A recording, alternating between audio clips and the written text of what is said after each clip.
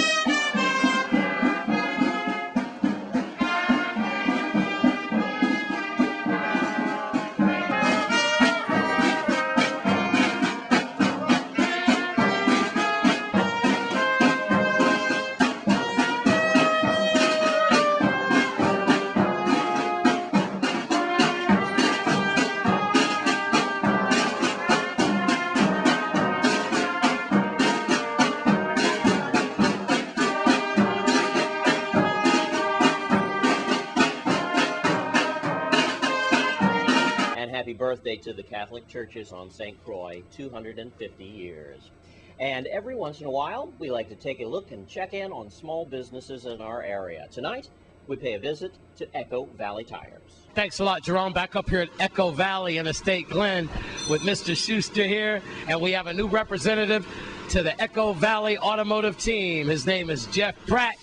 Welcome, Jeff. How you doing? I'm just fine, thank you. All right, it's a pleasure to be here. Yeah, all right. Now, you've won awards, and you are one of the only specialists. You're like a rarity here in this part of the world. You're an ACE, ASE certified automotive master technician. That's right. Something like that. Yeah, there aren't any tests that I can take anymore. I've got them all. All right. Tell us what it means to join the Echo Valley team. What are you bringing here to the point of excellence? Well, 30 years experience repairing cars. I moved down to St. Croix 6.5 years ago, and it was time for a change. So Henry's been a good friend of mine for a long time, so we're going to team up forces and see what we can do for the community of St. Croix. Somebody said you strategically looked at the map or the GPS and found out that we got more potholes than anywhere in the world. This is lucrative for you. Well, yeah, that seems to be true. A lot of front-end parts do get put on cars here on St. Croix. And it seems like geographically, Mr. Schuster, you're like in Pothole Road in Estate Glen, and back there in Lorraine. People have been begging me to do something on the roads, and I am going to get to it. But back to this, we don't wish people any bad luck as they drive around, but when they do encounter problems with their car, I guess you're glad to add Jeff to your team. Oh, yeah, definitely. Jeff is, I know Jeff for a long time, and I'm glad to have Jeff on board. We want to provide excellence. We already provide excellent service for tire repairs and batteries, so we stepping up our services, and I'm great to have Jeff on board. You know, I would say that you're a small businessman, but I can't say that anymore. Every time we come here, you're adding another place, another body here. You're hiring local, and that means a lot. And I understand a lot of these guys are young men, too, and that means a lot because they bring a dinner home to the table.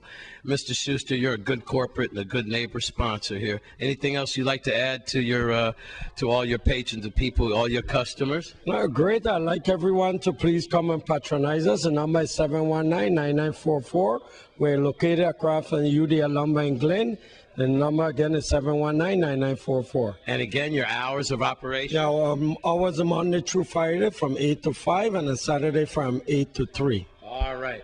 Jeff, welcome to the club. Thank you. I'm looking forward to exchanging a little bit of my experience with the young men that are here at Echo Valley. All right. Mentor away. We're in Estate Glen. It's Echo Valley, and we got a new member here to the Echo Valley team. I'm Wes Small for News Channel 8. And thanks, Wes, for that report in Estate Glen at Echo Valley Tires. When we come back from this break, we'll take a look at your Caribbean report for tonight.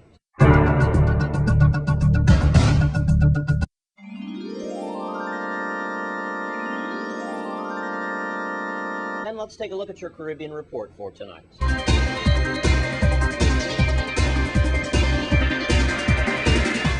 The number of people known to have died from a cholera epidemic in Haiti has risen sharply. Health officials in Haiti say more than 100 people have died since Saturday, bringing the total number to 442 deaths.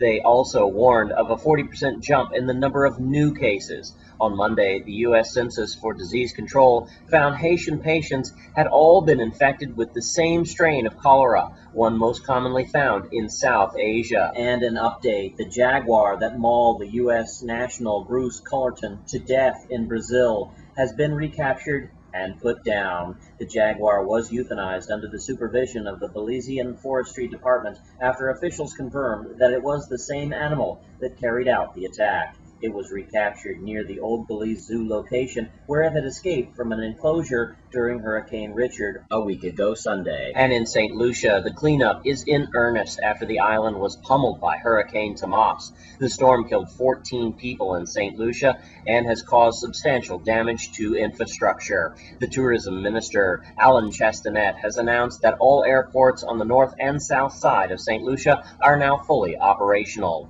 Electricity has been restored to 80% of the island, while pledges of aid from international donors have also come in. And nationals from the Bahamas, the Dominican Republic, and Jamaica have been sentenced to imprisonment by a U.S. court in the case of human smuggling. A U.S. attorney official in Miami said the defendants were sentenced after being arrested and charged in April over a smuggling venture from the Bahamas to West Palm Beach. Agents pursued and intercepted a sport fishing vessel which had departed from Grand Bahama with 14 immigrants on board. The captain of the vessel, 24-year-old Kelsey James McQueen of the Bahamas, was sentenced to 7 years in prison after pleading guilty to alien smuggling and attempting to re-enter after deportation. 4 Jamaicans and a Dominican Republic national received lesser sentences. And finally, in Cuba, church dignitaries from around the world arrived in the inauguration of the first Roman Catholic seminary on the island in half a century. The St. Carlos and St. Ambrosius seminaries, just outside the capital of Havana, is for students preparing for the priesthood. A BBC correspondent in Havana says this is another sign of the improving relations between the communist government Cuba and the Catholic Church.